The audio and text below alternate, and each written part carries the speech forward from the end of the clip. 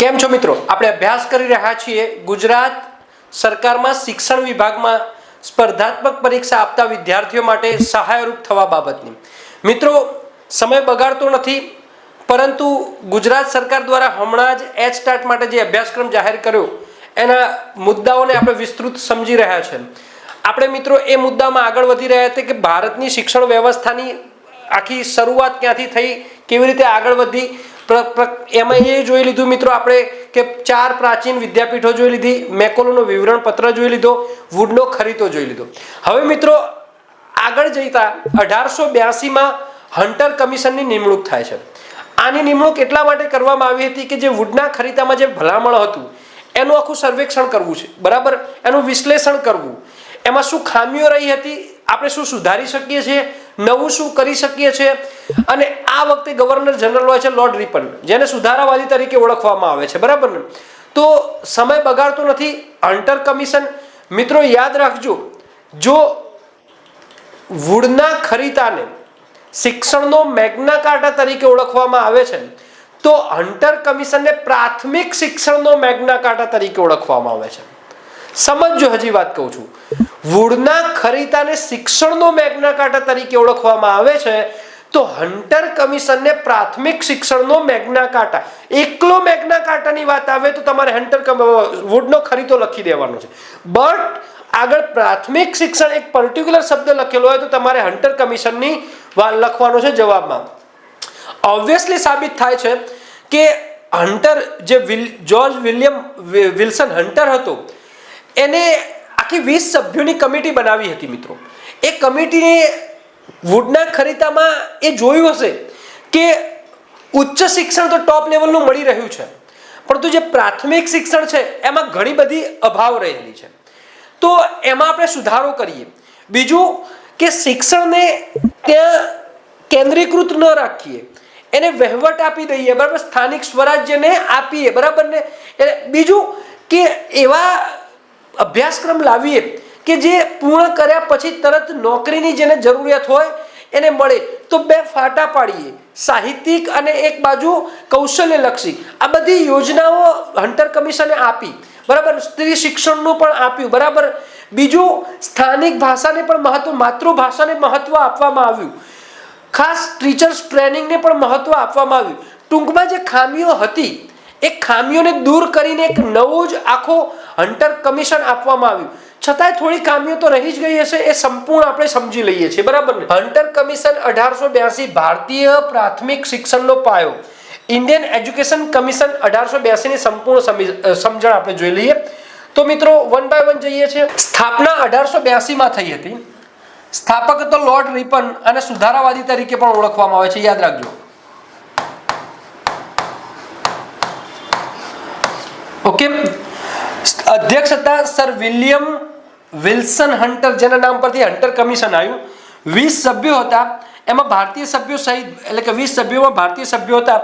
મુખ્ય ઉદ્દેશ્ય શું હતો તો 1854ના વુડના ખરીતાની સમીક્ષા કરવી, એનું આખું વિશ્લેષણ કરવું, સમીક્ષા કરી અને નવી આખી એક યોજના આપી, એ એનો ઉદ્દેશ્ય હતો. જોઈ લઈએ શું યોજના છે, શું માહિતી છે એ પણ જોઈ લઈએ.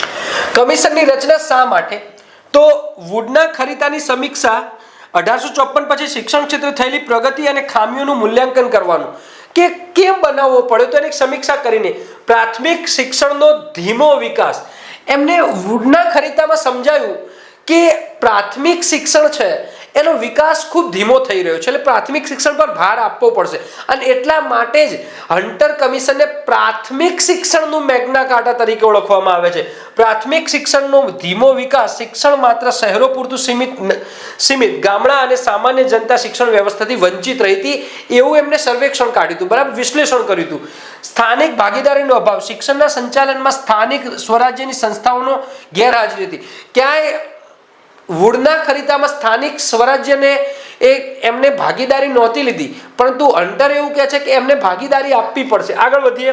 પ્રાથમિક શિક્ષણનું મેગ્ના કાર્ટા, IMP મેગ્ના કાર્ટા. હવે તમે પેલા એ કમિશનના લખી વુડનો ખરીદાનો, બરાબર ને. પ્રાથમિક શિક્ષણનું મેગ્ના કાર્ટા, કારણ કે આને પ્રાથમિક સરકારની સૌથી મુખ્ય જવાબદારી પ્રાથમિક શિક્ષણ એવું કીધું. સામાન્ય જનતા અને છેવાડાના ગ્રામ્ય વિસ્તારો સુધી શિક્ષણનો વ્યાપ વધારો, બરાબર ને. ઓકે. પરીક્ષાલક્ષી સૌથી મહત્વનો મુદ્દો આઈએમપી મેં કરીને મૂક્યો છે. ઓકે, આગળ વધુ છું મિત્રો. જે અગત્યની વાત છે એની જ આપણે ચર્ચા કરવાની છે, બીજી વાતની આપણે ચર્ચા કરવાની નથી. જોઈ લઈએ સત્તાનું વિકેન્દ્રીકરણ કરવું. પહેલા શું હતું, વુડના ખરીદામાં ડાયરેક્ટ સત્તાનું વિકેન્દ્રીકરણ નહોતું, પણ અહીંયા તમે જો બ્રિટિશ સરકાર છે, બ્રિટિશ સરકારે શું કરી દીધું કે ભાઈ ચલો એક જિલ્લા બોર્ડ આપી દો, જિલ્લા બોર્ડની જવાબદારી આપો. બીજી બાજુ કરી દીધું મ્યુનિસિપાલિટી જે નગરપાલિકા છે એને આપી દો. પ્રાથમિક શિક્ષણની સંપૂર્ણ જવાબદારી સ્થાનિક સંસ્થાઓના હાથમાં, જેથી સ્થાનિક જરૂરિયાત મુજબ આયોજન થઈ શકે. બરાબર, દરેક મેં કીધું કે સ્થાનિક પરિસ્થિતિ પ્રમાણે જ શિક્ષણ આપવું જોઈએ. એટલે આમને શું કર્યું, શિક્ષણનું વિકેન્દ્રીકરણ કરી દીધું. આગળ જો શિક્ષણનું માધ્યમ આપણી પોતાની ભાષા, માતૃભાષાને એને માધ્યમ બનાવ્યો. ફરજિયાત માધ્યમ પ્રાથમિક શિક્ષણ માત્ર ને માત્ર માતૃભાષામાં જ આપવાની ઐતિહાસિક ભલામણ આઈએમપી. પ્રાથમિક શિક્ષણ માત્ર ને માત્ર માતૃભાષામાં જ આપવું એવા કયા કમિશને કીધું, તો મિત્રો હન્ટર કમિશને કીધું. ઓકે, 1882 સ્થાનિક વિકાસ. આનાથી સ્થાનિક ભાષાઓ અને સાહિત્યના વિકાસને અદ્ભુત પ્રોત્સાહન મળ્યું. ફાયદો થયો, ભાષાઓને સાહિત્યને અદ્ભુત પ્રોત્સાહન મળ્યું. માધ્યમિક શિક્ષણનું દ્વિઉદ્દેશી માળખું. મેં તમને કહ્યું કે પહેલા માધ્યમિક શિક્ષણ અંગ્રેજી ભાષામાં જ આપવામાં આવતું હતું, પરંતુ એમ ડાયરેક્ટ એક જ હતું ભાઈ 8મા પછી આ જ જાય. પરંતુ અહીંયા ડિવાઇડેશન કરવામાં આવ્યું કે ભાઈ એક ભાગ એવો હશે કે જે સાહિત્યિક અભાગ પ્રવાહ ઉચ્ચ શિક્ષણ કોલેજ યુનિવર્સિટીમાં જશે માટેની સૈદ્ધાંતિક તૈયારી. બીજો એવો વર્ગ હશે કે વ્યવસાયલક્ષી પ્રવાહ પસંદ કરશે, રોજગારલક્ષી અને ટેકનિકલ શિક્ષણ, સીધી નોકરી અને કૌશલ્ય માટે. બરાબર ને, પહેલા તો શું હતું કે દરેક 8મું પાસ કરીને સીધા જ માધ્યમિકમાં જતા રહેશે. નહીં, પણ અહીંયા ડિવાઈડ કરવામાં આવ્યું. ઓકે, ચલો આગળ વધીએ. આ હન્ટર કમિશનમાં મહત્વની જોગવાઈ એ સ્ત્રી શિક્ષણ પર હતી. ખાનગી શૈક્ષણિક સંસ્થાઓ બિન સરકારી શાળાઓને વિશેષ ગ્રાન્ટીનેડ આપીને પ્રોત્સાહિત કરવા, જે અગાઉ પણ હતું. બરાબર, ગ્રાન્ટીનેડને બીજ રોપાયા હતા, એટલે આમાં કોઈ મહત્વની એ નહીં જ રાખી. અગાઉ પણ મહિલા શિક્ષણને પ્રોત્સાહન આપ્યું હતું. કન્યા શાળાઓની સંખ્યા વધારવી, અહીંયા સંખ્યા વધારવાની કીધી. મહિલા શિક્ષણ માટે સરકાર દ્વારા વિશેષ આર્થિક સહાય પૂરી કરવાની કીધી.